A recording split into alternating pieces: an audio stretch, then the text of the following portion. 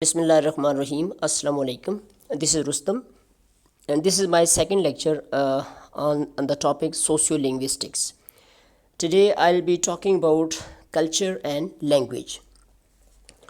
Culture and language, they are both interrelated. When we define culture, culture is actually an umbrella term which takes many things under its ambit, particularly physical. Now culture is defined, or you can say culture has some subcategories as well, like one is material culture, as you can see here, so which is quite visible, and like our buildings, our music, dresses, our monuments, food we eat, clothings, our arts, etc., festivals, and language. Even language is part of culture if we think in the narrow sense, that is material culture. But culture is not only the material aspect or the visible aspects. Let me show you one important picture. As you can see here, I have tried to show iceberg like this. This is an iceberg, okay?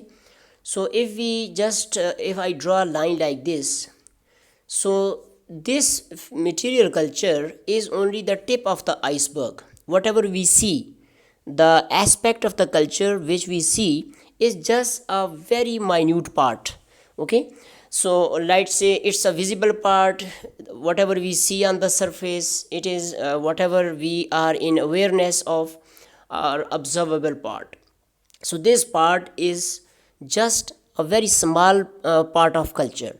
The actual culture lies somewhere below the surface of water. It is hidden, okay? So whatever we see, the physical culture, buildings, music, dresses, monuments, food, so it is kind of limited view of culture, a tourist vocabulary. Whenever someone visits a foreign country, he or she describes foods, buildings, music, etc. Yes, this is culture, but this is one part of culture. So another part of culture is behavior, okay? Like the way we behave, okay? Like how we eat, our eat habits, how whenever we meet, how we greet each other, okay? Or you might have seen that when people of different cultures meet each other, like Arabian countries, when they meet, they kiss each other on the cheek. Now I think in our culture it is unthinkable in Pakistani culture. Yes, our elderly ladies sometime kiss the young ones on the cheek, but it is unheard of that two adults or two elderly male are will they are gonna kiss each other on the cheek, because it is a way to meet each other. What we do, we shake hands when we meet, but even we don't shake hand with a female in Pakistani culture. It is avoided. Now in foreign cultures it's common to shake hand regardless of the gender, okay, of the interlocutor. So this is the behavior means that how we live our lifestyle. This is lifestyle. This is also part of our culture, like how we behave in specific situations, okay? What are our rituals? How do we bury our dead? How do we do when we have wedding ceremonies? So the behavior of a community is known as the other part of culture is known as behaviors we introduce. So again, this is a part which you can say, we can say, social environment in which we live, okay? Like we have extended family system in which we accord respect to our elders, okay? And but in nuclear family systems, in usually the western societies, they have got nuclear family systems. Now after marriages, husband and wife, they live in a separate house, and elderly people usually they don't live with them, so they do not have this extended family system. So the respect which we accord to our elders may not be witnessed in some foreign cultures, because they accord respect on the basis of the behaviors manifested by the elderly people. If some elderly people behave decently, he or she will be respected, but if he or she doesn't behave, he will not be respected. But in our culture, even if an elderly person disbehaves, behavior is not courteous, or according to the etiquette manner, still we give respect to elderly people. We vacate our seats if we are traveling in a public bus. We let them sit. Where our attitude towards ladies or females is different. So this is another aspect of culture. Okay, now comes most important, or the major part of culture, which is unseen, and this is our value systems, our beliefs. Okay, values, our assumptions, cultural values, ideas which drive this visible culture. Okay, so the way we dress, the way we shake hand, the way we eat food, all this is dependent upon this major aspect of culture known as ideas, belief systems, and value systems. Now, to give you an example, if you watch some videos about American culture and Canadian culture, although these two countries are situated very close, and sometimes people say that what is the difference between a Canadian culture and American culture? So everything is same, like the same is spoken of Indian culture and Pakistani culture. Okay, Bharati culture, or Hindustani culture and Pakistani culture, because we share food and even languages, dresses, etc. But still, how we differ from each other? Because of our value system. Okay, so this value system includes your religious beliefs. Okay, your cultural values, etc. Okay, like in Canada, they give value to very important concept like equality. They accord equality to everyone. Second is their tolerance and diversity. They don't bother which type of dress you are wearing, what language you are speaking, what food you are eating. So everybody is treated equally. And the third one is that everyone has to follow law. So this is their value system. So every community has got its own value system. So this is another aspect of culture. Now we need to have all these different shades of culture in our mind when we are going to when we want to discuss the relationship of culture and language. In a way, language is part of culture. If we think if the canvas of the culture is bigger one. Okay, culture is bigger one. If we treat the canvas of culture on a large scale, then language is part of culture. Okay, as I mentioned here, materialistic culture. But we can also treat language and culture on a different footing, because according to two views, culture is reflected through language. It is language that preserves culture, and it is language through which culture is reflected. Okay, and this is one view. In the third lecture on sociolinguistics, particularly language and culture, I'll take up this very important issue, that what is the relationship of culture and language. So one view about the relationship is that language language is an expression of one's culture. Okay, so through language, a culture of a community is reflected. This is one view. But in contrast with this view, we also have another view known as you may have already heard, but if you haven't come across these two names, so I'm gonna mention Sepper and Wolf. So these two researchers, American researchers, they have presented another view, and this second view is known as linguistic relativity. Okay, theory of linguistic relativity. We also call it linguistic determinism. Linguistic determinism, that is, that if culture is reflected through language, okay, and in a way culture is dependent upon language, in another aspect the converse is also true, that your language determines your thought, your word view. So you view the word in a different way if your language is structured in a different way. If every language has got a different structure, although there are universals in every language which we call principles, but some parametric variation is there in every language.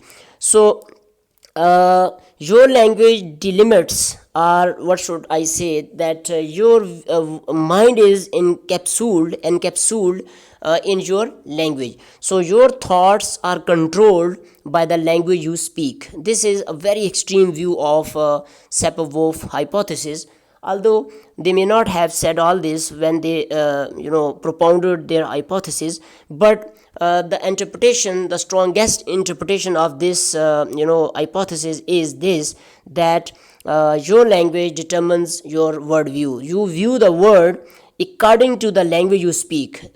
So this is a very interesting topic. I'm going to talk about this soon when I'm going to record fourth lecture, because in my third lecture on sociolinguistics, I'm going to talk about the relationship of culture and language.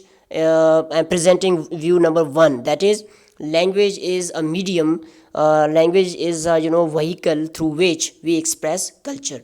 But before we study the relationship between culture and language, we need to be very much clear that culture, we should not take up the narrow version of culture, that is usually which is spoken by anthropologists and people who study society, like sociologists. But usually culture is taken are considered as consisting in material world, like buildings of a community, music, dresses, monuments, food, clothing, arts, festivals, etc.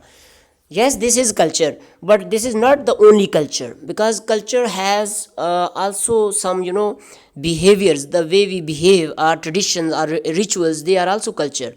And most important is our belief system, religion, our spiritual values, our cultural values. This is also a very important and invisible part, and this is the part that presents challenge for a language learner, because you can adapt yourself to this material culture because it is visible.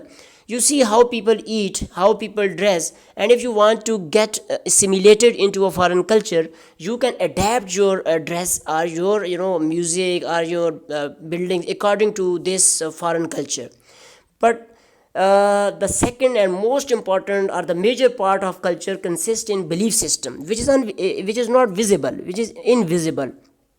So it presents more challenging challenges, and for a language learner or for any community, and that's why we have cultural shocks. You don't know what is how to understand some, like, let me give you an example.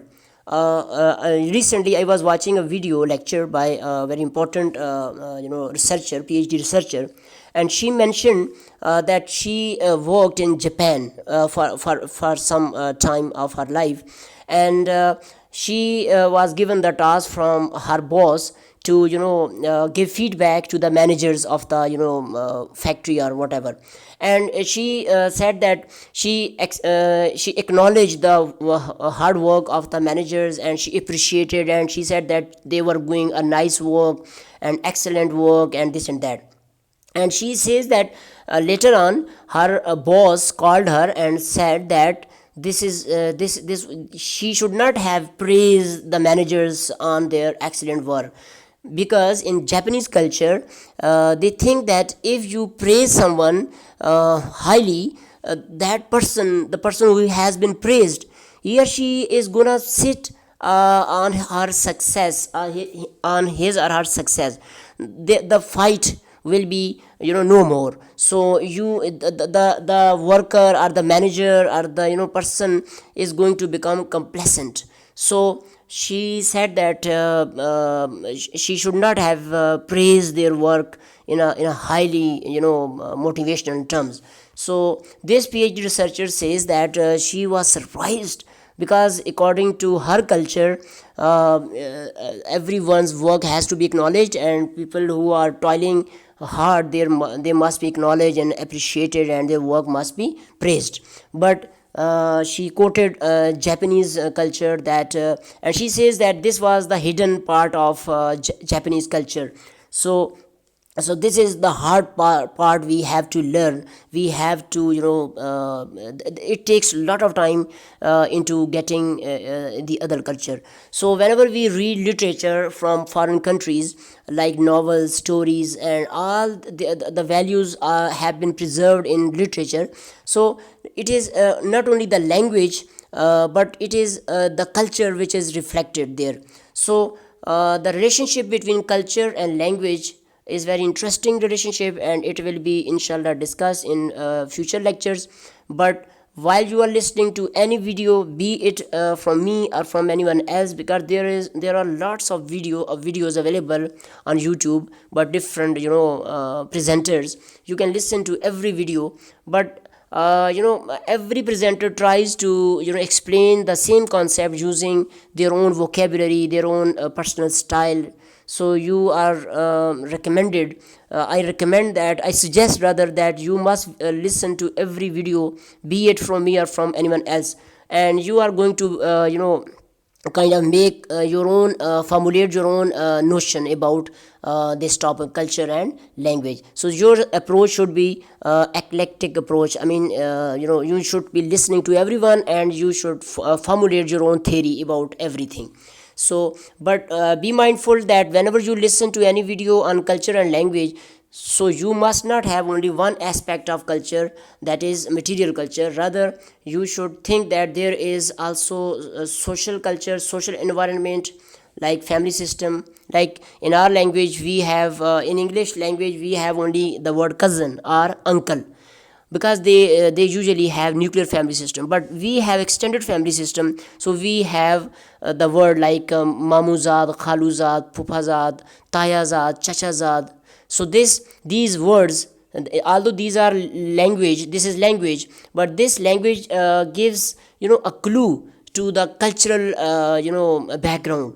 Same goes to our the word uncle. They have only one word for uncle, but we have uh, like we see khalu, mamu, phupa, taya, chacha. So these are the terms we use. So inshallah, it's very interesting topic. I'll talk about it soon. Thank you very much for listening to this video. You are requested to also listen to lecture 1 on this very topic, that what is sociolinguistics and what is linguistics. And when I'm gonna upload the third lecture, you need to listen to that as well. Thank you very much.